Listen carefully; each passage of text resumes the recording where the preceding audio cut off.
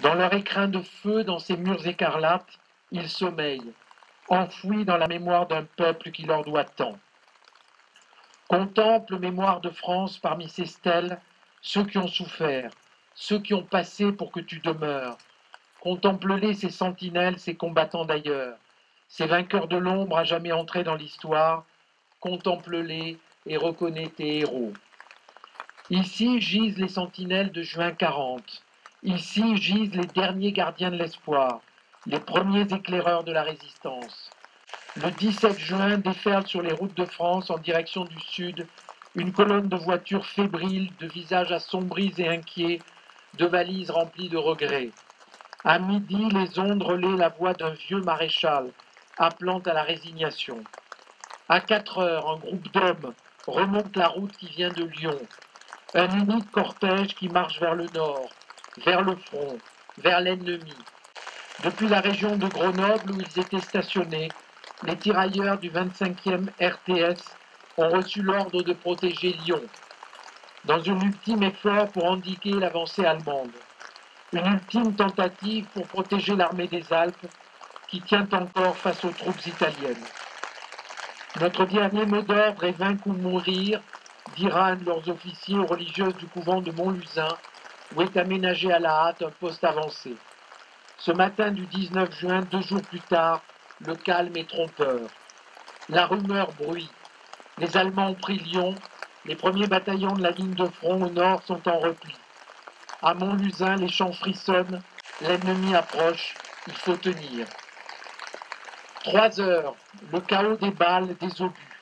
Les murs du couvent criblés de trous, la fumée qui s'élève, bien étrange encens d'un sombre sacrifice.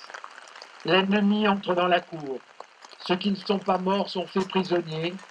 Soudain, dans la courte accalmie chargée de tension, une rafale déchire le silence. Des gémissements, des hommes à terre. Les prisonniers sont abattus, traqués, massacrés, des tirailleurs pour la plupart. Craints par les Allemands pour leur courage légendaire dans les tranchées de la Grande Guerre. Méprisés par les nazis parce que leur peau est noire. La crainte et le mépris ont engendré la haine, ont engendré la mort. Le capitaine Gouzy se replie avec sa compagnie à Chasselet. Dans le parc du château du Plantin, un avant-poste est reformé comme une ultime citadelle. Les combats se poursuivent, l'ennemi progresse. Le lendemain, la défaite est consommée, les derniers tirailleurs se rendent. L'ennemi les regroupe, il sépare les tirailleurs qu'on fait marcher en tête. Sous escorte, il quitte le village vers le nord, remonte la route des Chers, apeuré, incrédule, il marche sans le savoir vers la mort. La suite, nous la connaissons, l'innommable, l'horreur, le crime. Tirailleurs africains, tirailleurs de Chasselet, dans ce champ de la honte, vous êtes tombés, trahis. Tombés pour les couleurs, celles du drapeau, dont vous fûtes les derniers et héroïques défenseurs. Celle de votre peau, qui vous a valu les coups, qui vous a valu les balles. Ce jour pourtant, ce sanglant après-midi, vous aviez déjà gagné, vous aviez tenu, vous seul, la dernière flamme de notre liberté. Invisible veilleur, vous n'aviez pas déposé les armes. Vous étiez déjà grandes et dignes sentinelles, entrées dans l'histoire. Ici gisent nos frères d'Afrique et d'ailleurs, et avec eux la mémoire de tous les autres, tous ceux venus de l'étranger, pour conquérir et défendre un monde libre, pour conquérir un monde de paix. Sigile l'héritage de ceux qui les ont précédés, ces 180 000 spahis, goumiers et tirailleurs des tranchées de 14, dont près d'1 sur 2 n'est jamais rentré. Sigile le souvenir des tirailleurs de 40, ces sentinelles des Ardennes, de la Somme, de Chartres. Sigile les libérateurs qui précèdent ceux de la Provence. En août 44, les plages de Méditerranée se couvrent des empreintes de centaines de milliers d'hommes. Près de la moitié sont venus d'Afrique du Nord. Marocains, Sénégalais, Algériens, Soudanais, Tchadiens. Ils sont venus mêler l'écume de leur courage à celle des vagues. Aux côtés de ces frères africains, d'autres frères, venus de plus loin encore, comme ces marsouins des Antilles et du Pacifique. Et pas seulement en Provence, mais aussi avant 44, en Tunisie, en Italie, en Érythrée. Tous venus sauver une terre inconnue. tous venus unir leurs forces pour un monde libre.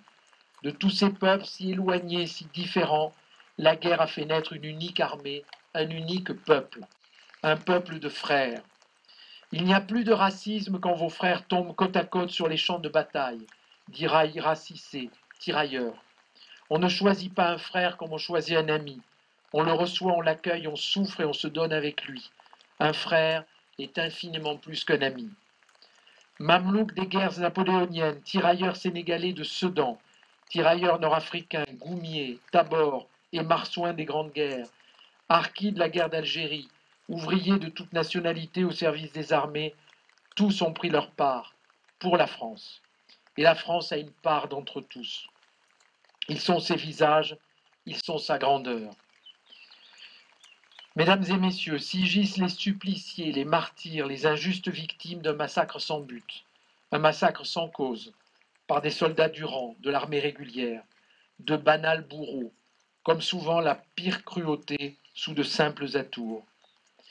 Et il y en eut tant d'autres durant ce mois de juin 40 dans la région lyonnaise et ailleurs, dans les marches infernales de Lyon à Dijon, où ils rouent de coups, affament, abattent, kilomètre après kilomètre. Dans les exécutions de froideur et de lâcheté du Forêt, des rues de Lyon, à Aubigny, Hérane, Droménil, Cresson-Sac, Sillé-le-Guillaume, et 4 étés plus tard, à chaque fois la même cruauté, à chaque fois la même lâcheté, sur des hommes désarmés. Mesdames et messieurs, aujourd'hui, nous venons faire parler ce lieu et ces stèles. Prêter l'oreille aux cris du passé, retrouver les noms et les visages, sentir le souffle de l'histoire. Nous venons honorer ces hommes, mettre nos pas dans les leurs. Laissons parler Léopold Sédar Senghor. Écoutez-moi, tirailleurs à la peau noire, bien que sans oreilles et sans yeux, dans votre triple enceinte de nuit. Écoutez-nous, morts étendus dans l'eau au profond des plaines du nord et de l'est. Recevez ce sol rouge sous le soleil d'été, ce sol rougi du sang des blanches hosties. Recevez le salut de vos camarades noirs. Puissions-nous leur dire à notre tour, entendez-nous, tirailleurs sénégalais, dans l'enceinte de vos murs rouges et sous le drapeau que vous avez servi. Entendez-nous et recevez aujourd'hui comme demain le salut de la France. Vive la République, vive la France. Nous étions au fond de l'Afrique, gardiens jaloux de nos couleurs, quand sous un soleil magnifique, retentissait ce cri vainqueur, en avant, en avant, en avant. C'est nous les Africains qui arrivons de loin, nous venons de notre pays pour sauver la patrie. Nous avons tout quitté, parents, commis, foyer, et nous gardons au cœur une invincible ardeur, car nous voulons porter haut et fier le beau drapeau de notre France entière. Et si quelqu'un voulait nous séparer, nous saurions tous mourir jusqu'au dernier. Battez tambour,